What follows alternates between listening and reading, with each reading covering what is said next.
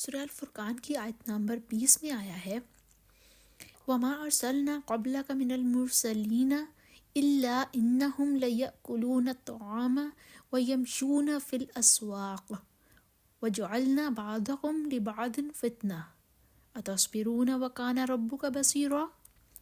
اور ہم نے تم سے پہلے جتنے پیغمبر بھیجے ہیں سب کھانا کھاتے تھے اور بازاروں میں چلتے پھرتے تھے، اور ہم نے تمہیں ایک دوسرے کے لیے آزمائش بنایا ہے، کیا تم صبر کرو گے؟ اور تمہارا پروردگار تو دیکھنے والا ہے۔ اس آیت میں دو چیزیں آئی ہیں، ایک تو پیغمبروں کی انسان ہونے پہ دلالت ہے کہ پیغمبر انسان تھے، جیسے ہم کھانا کھاتے ہیں وہ بھی کھانا کھاتے تھے، جیسے ہم خرید و فروخت کرتے ہیں وہ بھی خرید و فروخت کرتے تھے۔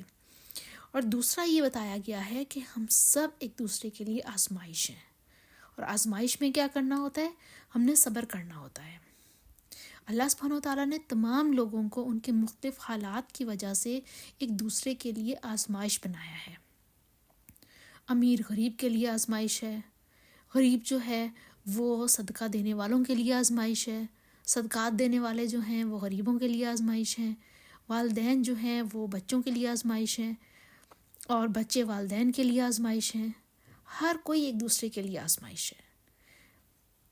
جیسے ہم دیکھتے ہیں کہ بچے اور والدین ایک دوسرے کے لیے آزمائش ہیں، مثلا دونوں ایک دوسرے سے تنگ ہیں کیونکہ بچوں کو والدین کی روک ٹوک پسند نہیں آتی ہے، اور والدین بچوں سے تنگ ہیں کہ بچے ان کی بات نہیں مانتے۔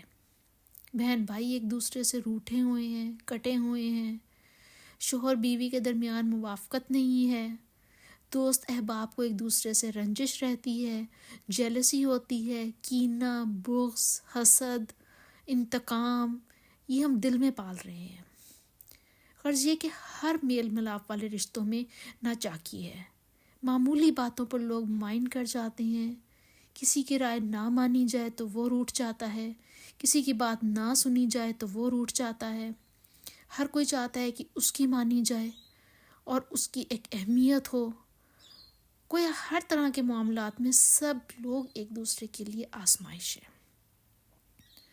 اسی طرح سے جو غنی اور مالدار ہیں وہ فقیر جو غریب ہیں جو مسکین ہیں ان کے لیے آزمائش ہے۔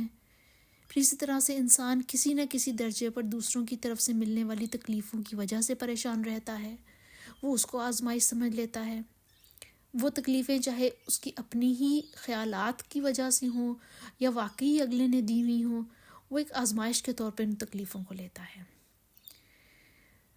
اس میں سمجھنے کی بات یہ ہے جو اللہ سبحانہ و تعالیٰ نے کہا کہ ہم نے تم میں سے ہر ایک کو ایک لیے آزمائش بنایا ہے، ایک دوسرے کے لیے آزمائش بنایا ہے، کیا تم صبر کرو گے؟ اور اللہ سبحانہ و تعالیٰ دیکھنے والا ہے۔ تو ہمیں یہ بات پتہ چلتی ہے کہ اگر انسان یہ بات سمجھ جائے کہ اللہ تعالیٰ نے ہمیں ایک دوسرے کے لیے آزمائش بنایا ہے اور لوگ میرے لیے آزمائش ہیں، تو مجھے کیا کرنا ہے؟ مجھے صبر سے کام لینا ہے، تو بہت سے مسائل خود بخود حل ہو جائیں گے۔ تو یہ بات بہت ضروری ہے کہ ہمیں صبر کرنا آنا چاہیے۔ جیسے سورہ البقرہ کی آیت نمبر 250 میں بھی ہے نا، ربنا افرغ علینا صبرا وثبت اقدامنا، اے ہمارے رب ہم پر صبر انڈیل دے اور ہمارے قدم ثابت رکھ۔ آمین یا رب العالمین۔ ہمیں یہ دعا مانگتے رہنا چاہیے اور دلوں کو صاف کر لینا چاہیے۔ صبر تبھی ہوگا جب ہم دلوں کی صفائی کرنی شروع کریں گے، اس میں سے نفرت، کینہ، بغض، نفرت، انتقام، یہ جذبات جب ہم نکال دیں گے نا، اپنا دل صاف کر دیں گے، پھر آپ کا دل ٹھہر جائے گا، پھر آپ کے دل میں صبر آ جائے گا، سکون آ جائے گا۔ اور دوسری یہ کہ جب اللہ سبحانہ تعالیٰ کی طرف سے سب کچھ ہوتا ہے، یہ تمام رشتے، یہ تمام جو ہماری رنجشیں، سب کچھ جو ہے نا، یہ ہمارا آپس میں صبر کی وجہ سے ہے۔ یہ تمام رشتے اللہ تعالیٰ نے دیے ہوئے ہیں۔ لازمی نہیں ہوتا کہ سب چیزیں نیگیٹیو ہی ہوں، کچھ نہ کچھ پازیٹیو بھی ضرور ہوگا۔ ہمیں صرف پازیٹیو دیکھنا ہے اور نیگیٹیو کو اللہ کی طرف پھیر دینا ہے کہ اللہ سبحانہ و تعالیٰ یہ چیز مشکل لگ رہی ہے، اس کو تو ٹھیک کر دے بس۔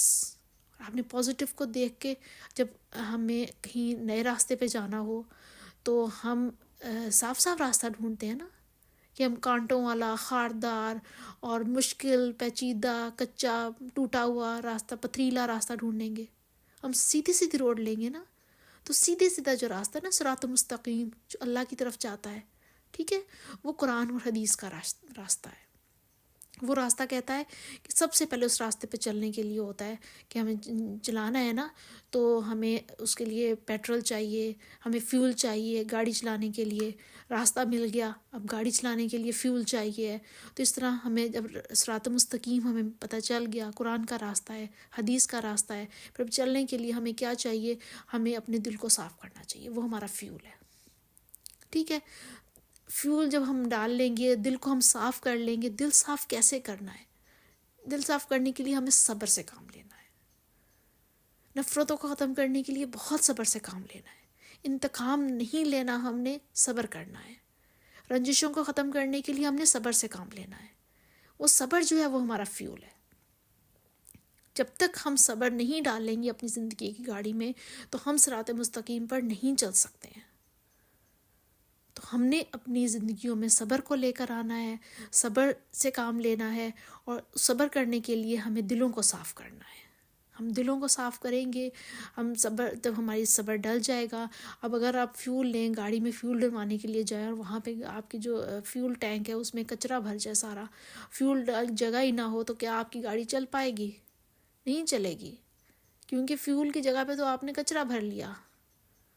ٹھیک ہے، فیول کی جگہ پہ تو آپ نے پانی بھر لیا یا کوئی بھی چیز بھر لی، نہیں گاڑی چلے گی آپ کی.